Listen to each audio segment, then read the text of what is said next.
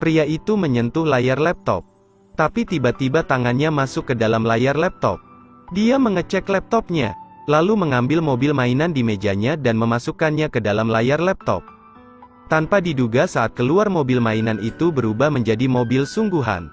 Luke memanggil pekerja karena mengira laptopnya rusak. Apakah Anda bisa percaya jika mobil mainan berubah menjadi mobil sungguhan? Saya tidak bisa mempercayainya.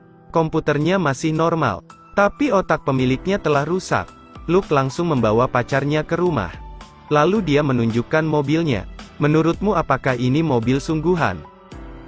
Mobil ini berada di lantai 4 sekarang. Apakah kamu ada pertanyaan? Kenapa kamu membawa mobil ke lantai 4? Untuk apa? Luke marah karena tidak ada yang mempercayai perkataannya. Lalu dia menggunakan palu untuk menghantam laptop. Siapa kamu? Cepatlah keluar. Dan tak lama setelah itu alien muncul. Luke sangat membenci alien itu. Dia ingin mengusir alien itu secepatnya. Cepat pergi dari rumahku. Tapi alien tidak takut pada manusia. Setelah disiram oleh Luke, alien itu tiba-tiba berada di belakang Luke dan menyerang Luke. Luke merasa sangat tidak nyaman.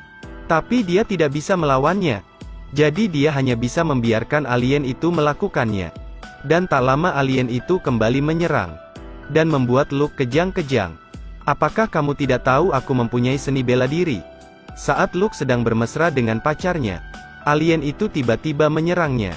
Dan menggunakan kekuatan untuk membuat pakaian keduanya menghilang. Kembalikan bajuku.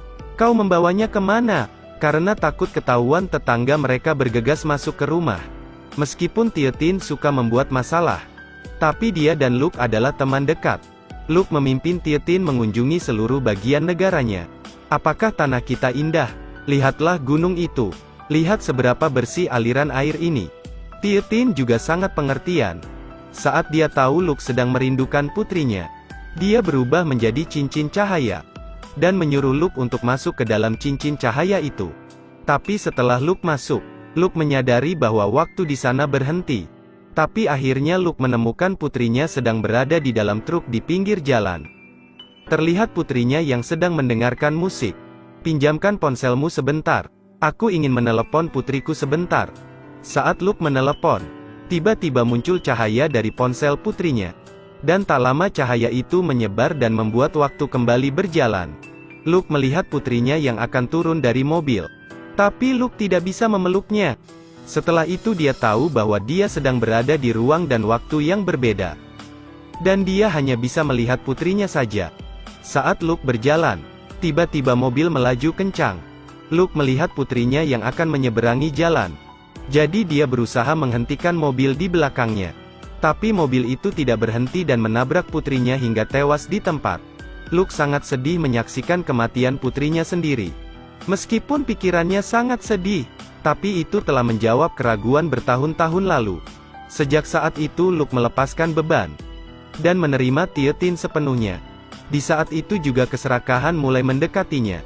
Di sebuah kota seorang pria menemukan alien di tepi sungai. Alien itu tergeletak di tepi sungai. Saat itu ada helikopter yang terbang di atasnya. Jadi dia bergegas menutupi alien itu, lalu membawanya pulang. Saat ibu masuk ke kamar dia melihat alien yang sedang terbaring. Ibu merasa sangat takut. Alien itu memanggilnya, dan itu malah membuat ibu semakin takut. Tapi anak-anaknya tidak takut sama sekali. Bahkan dia cukup dekat dengan alien itu. Tapi ibu tidak peduli dan menyuruh mereka untuk segera keluar dari ruangan itu. Anaknya tidak mau melakukan itu. Tapi ibu tetap bersikeras saat itu. Kevin tak bisa melawannya lagi jadi dia membawa adiknya pergi. Alien itu mengangkat jari tengahnya ke arah ibu. Ibu itu bergegas membawa anaknya dan pergi. Alien sedih mengetahui dirinya telah ditinggalkan. Saat itu Kevin turun ke lantai bawah sambil menggendong adiknya. Tapi saat dia membuka pintu, dia terkejut melihat pemandangan di depannya. Seorang pria perlahan mendekati mereka. Ternyata Departemen Kepolisian telah mengetahui hal itu. Mereka langsung melakukan blokade dan mengevakuasi warga di sana. Dokter berusaha menyelamatkan alien itu.